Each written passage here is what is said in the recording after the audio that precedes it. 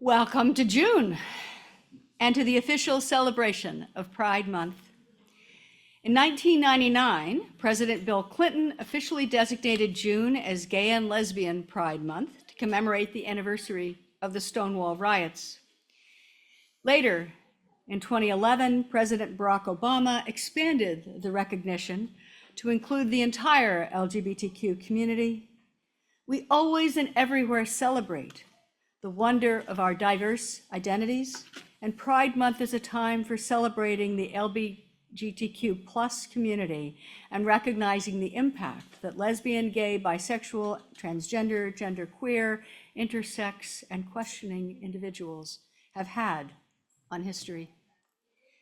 We celebrate in June as the birth of the Pride movement is widely credited to the police raid that took place in the early morning hours of June 28, 1969, at the Stonewall Inn in Greenwich Village, sparking a series of violent riots by the gay community in New York City. The first Pride celebration was held the following year, and we continue to commemorate that anniversary to this day. We also acknowledge earlier roots of the Pride movement, including the 1966 Compton cafeteria riot.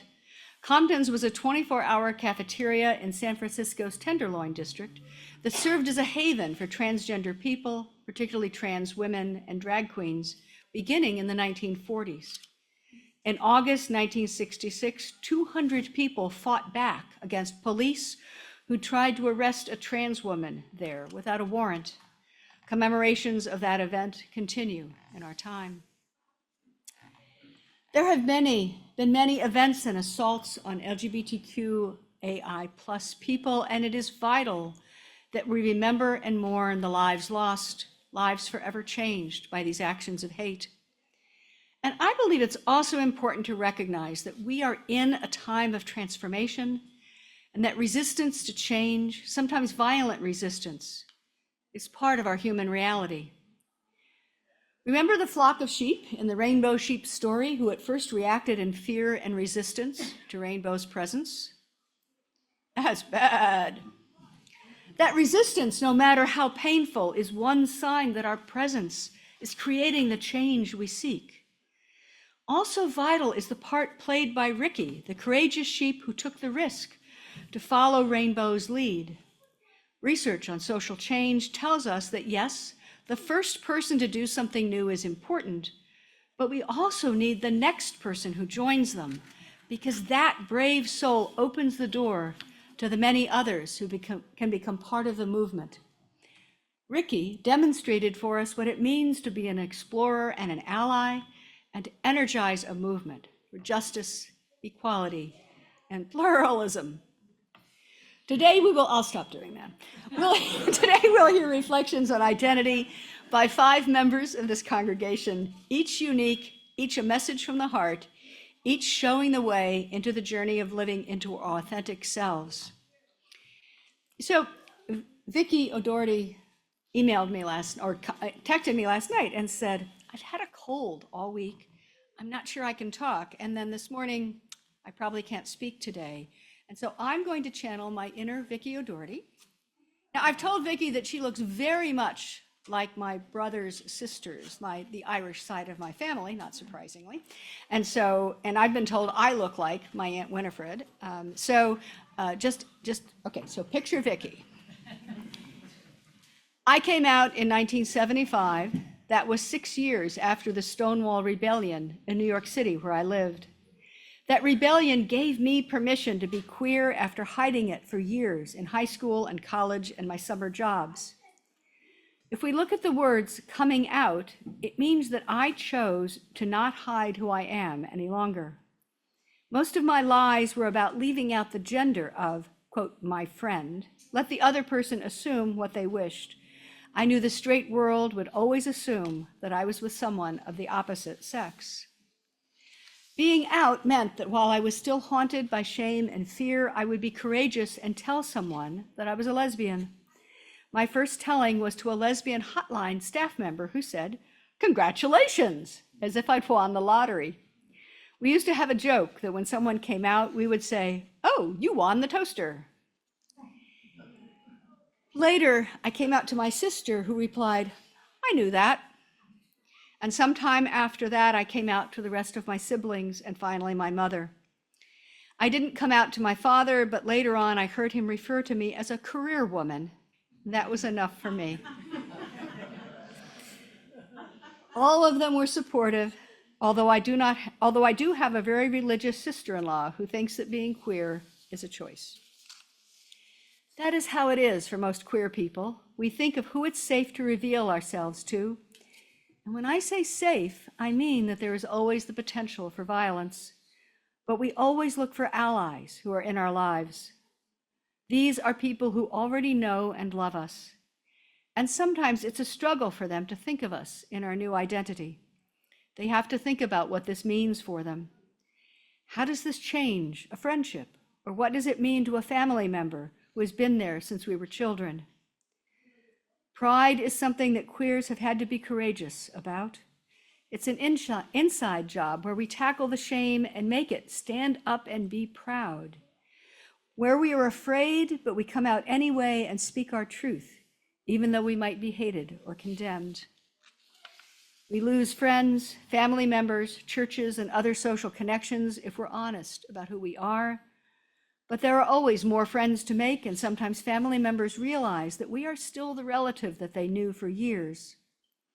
And there are now religious organizations that accept us as we are. And Vickie closes, "I am proud to be a member of this religious community, which I discovered for myself in the early 1990s.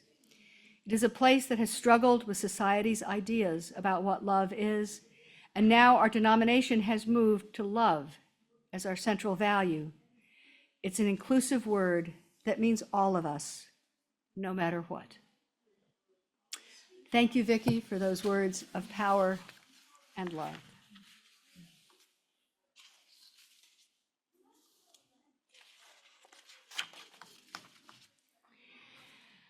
And now, Sasha's son shares their exploration of identity and connection, love, and neurodiversity. Sasha.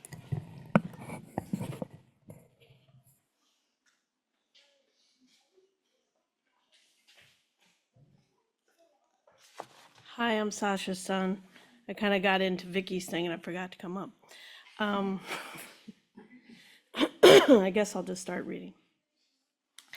As I look at my past over the years, I see and understand why I was born, where I was, the trauma, the drama, the happy, the confused times are all pieces of this puzzle. There is no bad or good because they add up to the story of why I'm here and how I connect to so many others. I am thankful for every sad tear as much as the deep laughs. Lessons I appreciate and wait for the great divine to show me the punchline. The divine is the magical frequency of life, like humor fills the air with laughter and fingers strum a string instrument.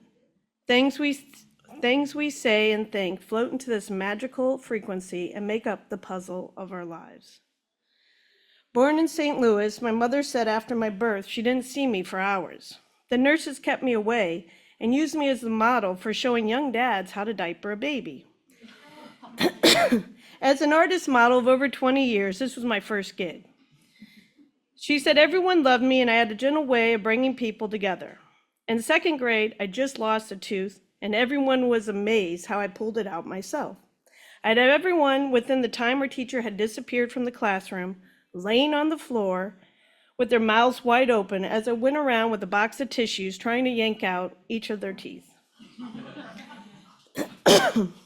In my art design class, my teacher said I was a catalyst in the classroom and people would be creatively challenged, which is interesting. As much as I love people, I adore being, which is me. I call myself affectionately the American monk.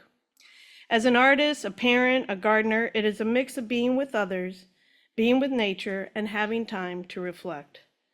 There were also a lot of times where I was misunderstood or not part of the crowd. I am either the leader or the person off to the side. I talked too much, I remember in grade school, or I was off playing alone. Kids called me gay, hippie, weird, grandma. I didn't know a lot of what they said were facts, because to me, I am just a creative being and I love to share. After learning I am on the spectrum and a parent of children on the spectrum, I now advocate for myself, my children, and others in the school system. I became a person who advocates for women in domestic violence situations, as this is part of my history. I learned how to drive the Kingston trolley to reprogram my brain to not get lost in mental exhaustion from mental abuse. I became a steward for the Roundout Community Garden, which we call the Dream Garden Rainbow Snake. And every week I help feed people and kids get out playing in nature at my family night called Old School Days. I understand that the Great Divine slowly lets me wake up to my life choices and circumstances and how they make me what I am and who and how I share myself. Thank you.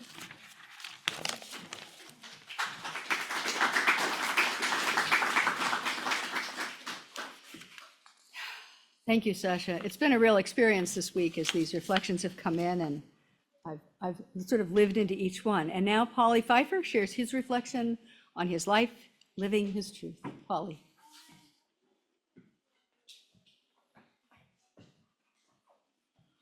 Hello, I'm Paulie. My pronouns are he, him. And today I want to share with you some of the positive influences in my growth and development as a gay man. First and foremost, I am extremely lucky to have a family that has always been accepting and supportive. They've always let me know that they love me, that they were proud of me. And in fact, one year, my lover came with me to spend the holidays with family at my parents' house. My mother had presents for him under the Christmas tree. This is especially fortunate since we know that so many people in our community have had to deal with scorn, conflict, and sometimes complete rejection by their family. When I came out in 1972 in Austin, I was lucky to have several good friends, a couple of whom are still a half century later good friends. Some of them were leaders in the original Gay Liberation Front in Austin, and they did a great deal to guide me and lead me into the life of a gay person, social interactions, and so forth. And also, very importantly, they helped increase my knowledge of cultures which have openly and easily accepted queer people, and especially some cultures, including some indigenous American cultures, in which the shamans, the visionaries, the seers were queer people. And these people in their communities were highly esteemed and honored. So I am male. I am content with my male body, but my inner development is a little more complicated. I became interested in the notion of androgyny, the balance of male and female components of my being.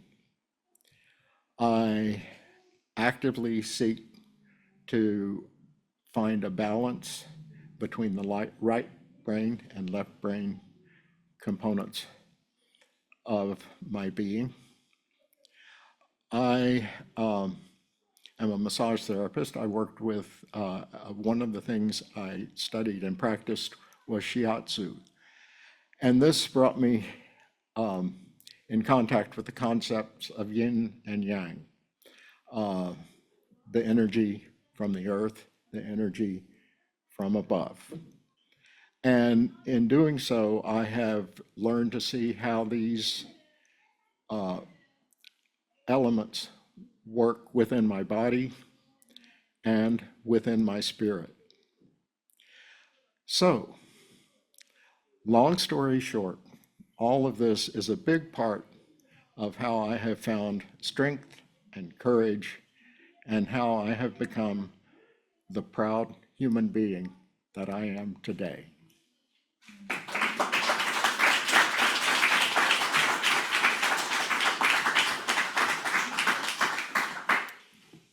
Thank you, Paulie. And now Robin Alvarado shares her reflection. Robin.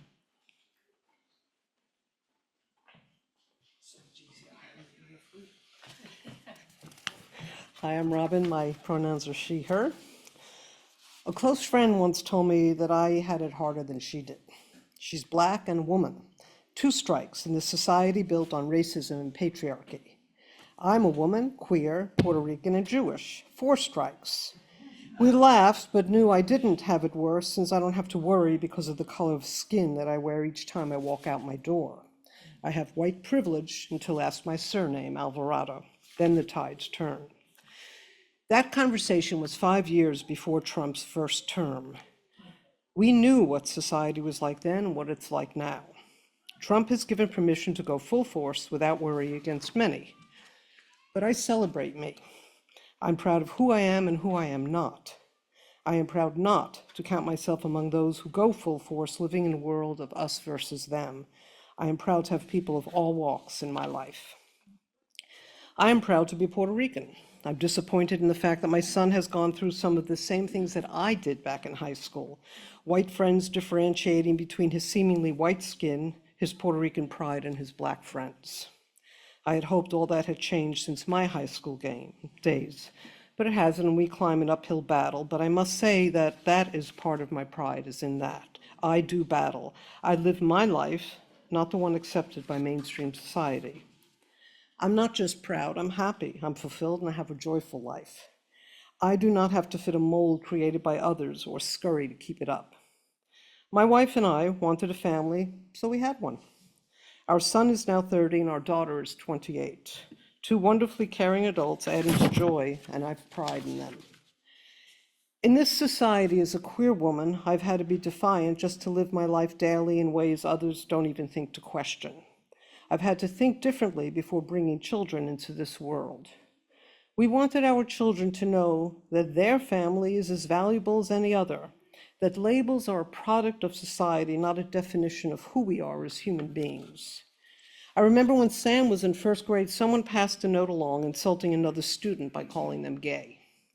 The teacher caught it and wanted to speak about it. Another student, Megan, who also had 2 moms, stood up and said that her moms were gay and were just fine, just as Sam's were. And Sam, not used to labels yet, looked at her and said, "My moms are gay?"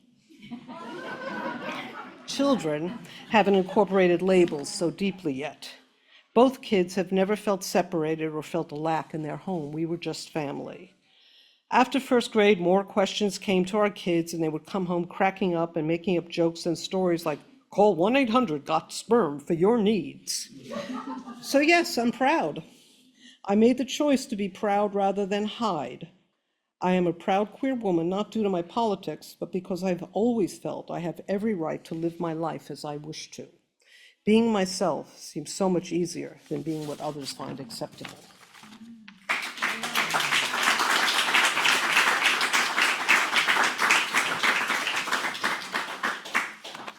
Robin, thank you. And now we hear from LJ McCaw and his journey into his identity. LJ, coming from behind the tech booth. All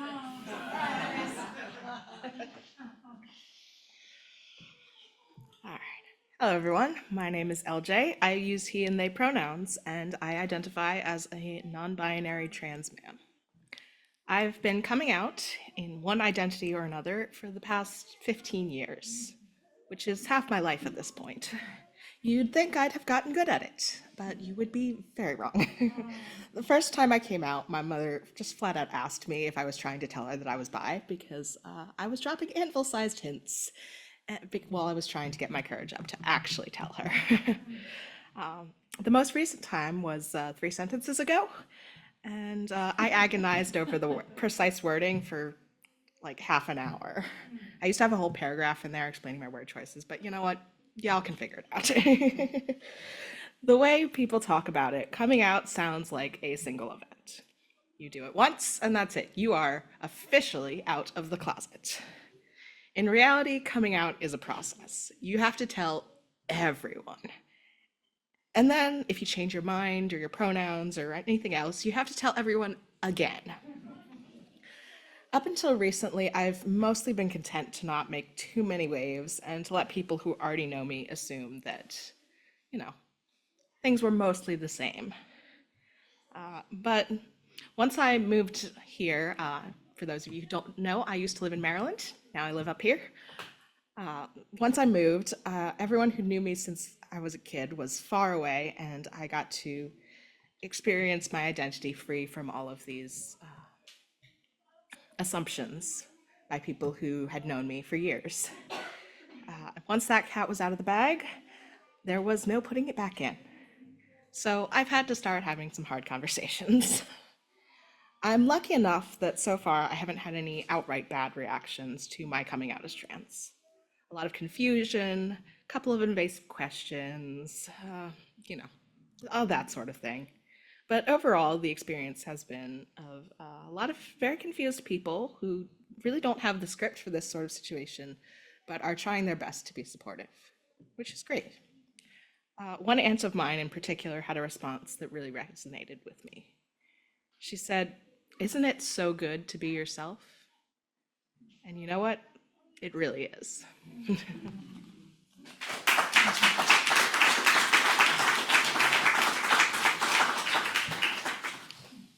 Wow. Isn't it good to be yourself? Many thanks to Vickie, to Sasha, Paulie, Robin, and LJ for deep and honest reflections on the many ways in which we continue to unfold into the truth of who we are. As we enter this month of Pride, may we all celebrate the wonder of human diversity. May we march, may we sing, may we speak out as we are able and express the joy of living into who we most truly are and our openness to continue the journey of becoming.